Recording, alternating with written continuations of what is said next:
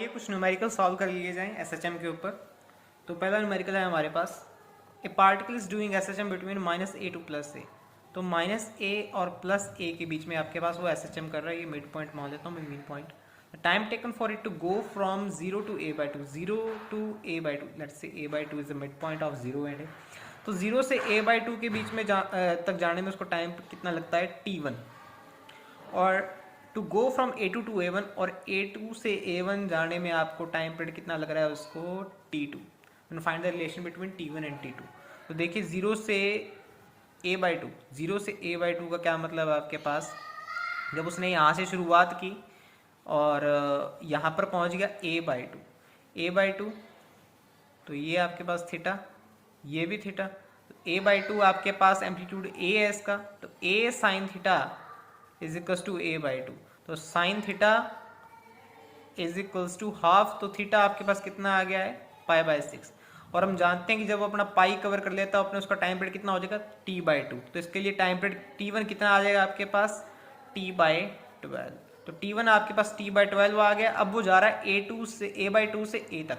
और हम जानते हैं जब 0 से a तक वो ट्रैवल करता है, 0 से a तक ट्रैवल कर लेगा, जब वो 0 से a तक पहुंच जाएगा तो उसको टाइम पीरियड 90 डिग्री, उसका एंगल 90 डिग्री हो जाएगा और उसका टाइम पीरियड आपके पास t/4 हो जाएगा। तो अगर ये सारा 0 से a तक t/4 है और यहाँ से हमने निकाल लिया है 0 से a/2 आपके पास t/12 है, तो आपके पास t2 कितना आ जाएगा, t2 आपके पास आ जाएगा t/6। तो पूछ रहा है कि रिलेशन कितना क्या है आपके पास t1 और t2 के बीच में। t1 t2 के बीच में रिलेशन ये है कि आपके पास जो t2 है वो ग्रेटर देन t1 है। ओके, मूव करते हैं नेक्स्ट क्वेश्चन की तरफ। नेक्स्ट क्वेश्चन क्या कहता है आपको, a particle undergoes SHM with time period t, find time taken to complete 3/8 of the oscillation। तो एक पार्टिकल ऑसिलेशन कर रहा है, उसका टाइम पीरियड आपके पास t है। जब मैं मान लेता हूँ कि इसके अंदर -a से a के बीच में ऑसिलेशन कर रहा है वो, और उसका टाइम पीरियड t है। Time taken to complete 3/8 of the oscillation. तो आप जानते हैं कि जब वो अपना 0 से a तक पहुंचेगा तो अपना 1/4 ऑफ ऑसिलेशन पूरा कर लेगा। a से वापस 0 तक आएगा, 0 से a तक जाएगा तो आपके पास वो 1/4 ऑसिलेशन पूरेगा। जब a से 0 जाएगा तो 1/4 फिर से, तो उसका टोटल हाफ ऑसिलेशन पूरा हो जाएगा जब वो यहाँ पर आ जाएगा आपके पास। तो आपके पास 0 से a तक तो 1/4 ऑसिलेशन हो रहा है। अगर 0 से a/2 के बारे में बात करूँ तो यहाँ पर 1/8 ऑसिलेशन होगा, 1/8 ऑफ ऑसिलेशन पूरा हो जाएगा। तो यहाँ पर जाने में 1/8, यहाँ पर जाने में 2/8, तो वापस आने में 3/8। तो 3/8 ऑसिलेशन पूरे हो गए हैं इसके। तो हम जानते हैं कि 0 से a तक जब जो जाएगा, 0 से a तक वो जब जाएगा आपके पास ऐसे, तो 90 डिग्री कवर हो जाएगा। 90 डिग्री कवर हो जाएगा तो उसका टाइम पीरियड कितना हो जाएगा, पाई के लिए हमारे पास t/2 होता है, तो t/4 पूरा हो जाएगा। यहाँ 0 से a तक t/4 हो जाएगा। अब वो आगे हमारे पास कितना जा रहा है, a/2 तक जा रहा है, a/2 तक यहाँ पर, और ये उसने एंगल बनाया थीटा। तो आपके पास ये a है, तो a/2 is equal to a sine theta. तो यहाँ से मैं cos थीटा से निकाल लेता हूँ मैं, a cos theta is equal to a/2। तो थीटा मेरे पास यहाँ पर कितना आ जाएगा, थीटा आपके पास cos theta is equal to half आपके पास 30 cos π/3। cos 60 पे हमारे पास हाफ हो जाता है, तो cos 60 हाफ π/3। तो पाई आपके पास कितने में होता है, t/2 पर, तो t/6। तो t/6 प्लस t/4, क्योंकि t/4 इसको यहाँ पर यहाँ जाने में लगा और a से a/2 में इसको t/6 लगा, तो t/4 प्लस t/6 आपके पास कितना आ जाएगा, मैं इसका एलसीएम लूँ, t/4 t/2 2 प्लस t/3, तो 5t/12, तो 5t/12 लगेगा ऐसे। आगे मूव करते हैं। आपके पास इसका जो दूसरा पार्ट है वो क्या कह रहा है, दूसरा पार्ट कह रहा है कि आपके पास 5/8 of the oscillation, 5/8 of the oscillation है आपके पास, 5/8 ऑफ द ऑसिलेशन। 5/8 आपके पास कब पूरा होगा, कि आपके पास -a to +a है। हमने देखा कि 0 से जब वो a/2 जाता है तो 1/8 ऑफ ऑसिलेशन पूरा होता है। तो 5/8 ऑफ ऑसिलेशन कब पूरा होगा, 1 2 3 4 एंड 5, जब वो यहाँ पर पहुँच जाएगा 5 ऑफ 8 ऑसिलेशन पूरा हो जाएगा। तो ये और भी सिंपल हो गया है हमारे पास। देखिए यहाँ से जब लेके वो यहाँ जाता है, अपना क्या पूरा कर लिया उसने, हाफ पूरा कर लिया है, देखो हाफ, दो 1/4 यहाँ पर, 1/4 यहाँ पर, तो 2 ऑसिलेशन पूरे कर लिए हैं उसने, 1/4 ऑफ ऑसिलेशन पूरा कर लिया है। तो उसका टाइम पीरियड कितना हो गया इसने, t/2। तो यहाँ से यहाँ तक जाने में तो उसको कितना लगा, t/4, यहाँ से यहाँ आने में t/4, तो t/2 लग गया।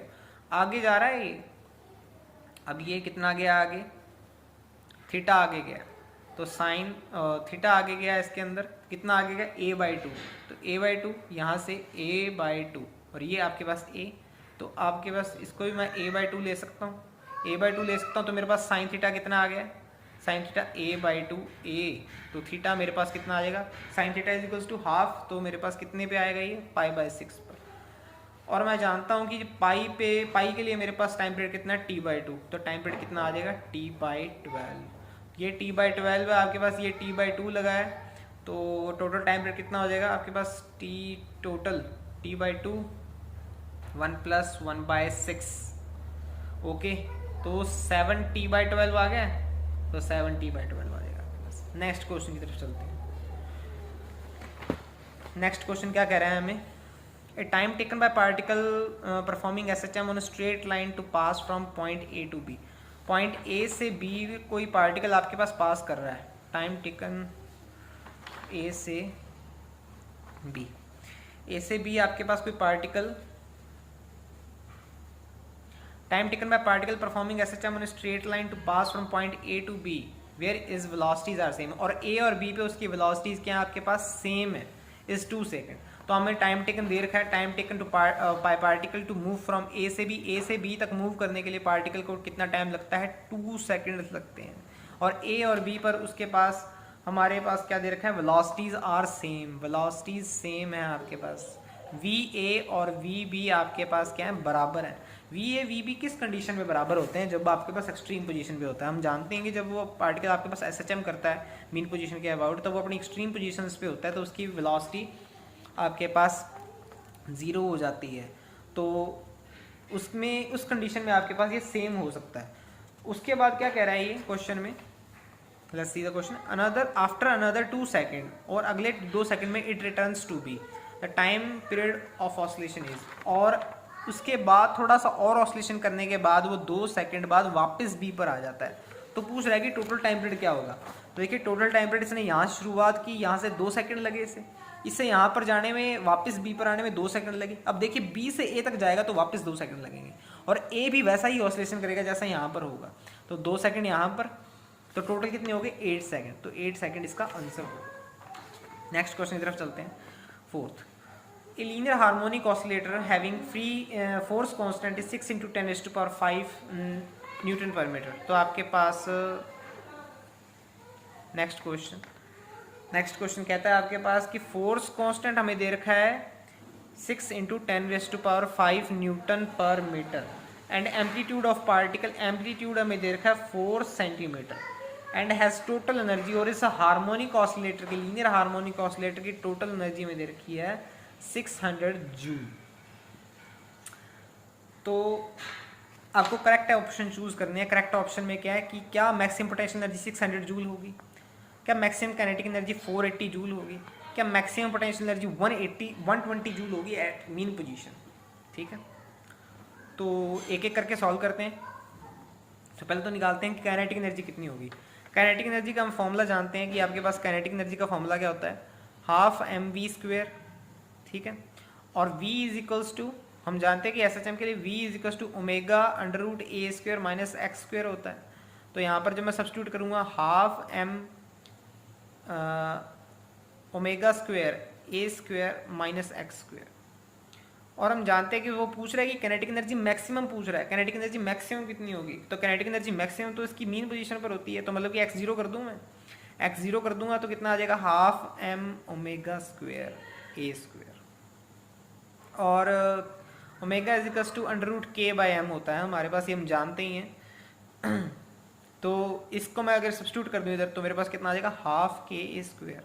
12k² में जब आप 6 की वैल्यू पुट करेंगे, 6 × 10⁵ न्यूटन पर मीटर, और 4 सेंटीमीटर को अगर मैं मीटर में चेंज कर लूँ, क्योंकि ये भी मेरे पास मीटर में ही है, 4 × 10⁻⁻² का स्क्वायर होगा मेरे पास इधर, तो 16